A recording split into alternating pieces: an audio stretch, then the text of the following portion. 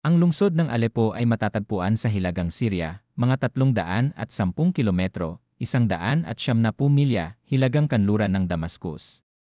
Ito ay may estratehikong lokasyon na nag-ugnay sa mga ruta patungong Turkey.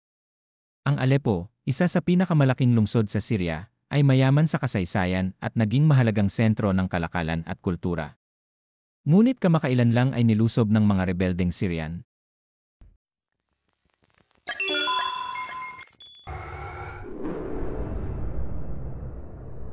Ang mga rebeldeng Syrian ay pumasok sa Aleppo sa unang pagkakataon sa loob ng 8 taon sa panahon ng shock offensive. Ang mga puwersa ng oposisyon ng Syria ay pumasok sa Aleppo 3 araw lamang sa kanilang sorpresang opensiba, na minarkahan ang unang pagkakataon na tumuntong sila sa pangalawang pinakamalaking lungsod ng bansa mula nang mabawi ng mga puwersa ng gobyerno ang lungsod noong 2016 na. Ang mga rebelde ay naglunsad ng isang sorpresang pag-atake nitong linggo, na nagwalis sa silangan sa ilang mga nayon sa labas ng lungsod at muling nag-aapoy sa isang salungatan na halos hindi nagbabago sa loob ng maraming taon.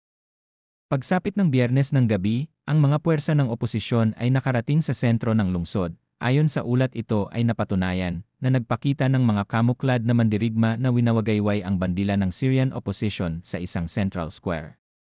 Ang pagsalakay na nagsimula noong Miyerkules ay ang unang malaking sumiklab sa mga taon sa pagitan ng oposisyon ng Syria at ng rehimen ni Pangulong Bashar al-Assad na namuno sa bansang nasalanta ng digmaan mula noong 2000.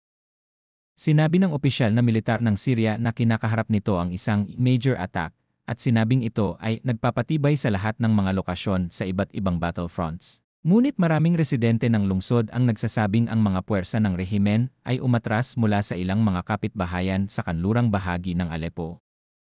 Noong Biyernes, sinabi ng bagong nabuong armadong koalisyon ng oposisyon, ang Military Operations Command, na inagaw nito ang kontrol sa Military Scientific Research Center ng Syrian government sa labas ng lungsod ng Aleppo pagkatapos ng matinding sagupaan sa mga puwersa ng rehimen at Iranian militias.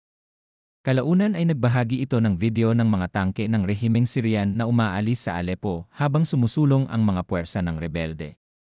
Ang armadong puwersa ng oposisyon ay nagpatuloy sa pagtagos sa lungsod sa buong Biyernes ng hapon. Sa isang video, ang mga mandirigma ay nakakita ng estatwa ni Bashar al-Assad, ang namatay na kapatid ni Pangulong Assad, sa silangang gilid ng distrito ng lungsod ng New Aleppo.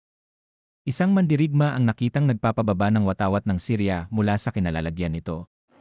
Ang sitwasyon sa Aleppo ay nanatiling tuloy-tuloy habang lumilipas ang araw, habang ang mga armadong puwersa ng oposisyon ay tila nagpapatuloy sa kanilang mabilis na pagsulong. Baka naman po pwedeng palike at paki-subscribe na din po para lagi kayong updated kung gusto nyo ng mga ganitong kaalaman. Maraming salamat po sa inyong panonood, Hane.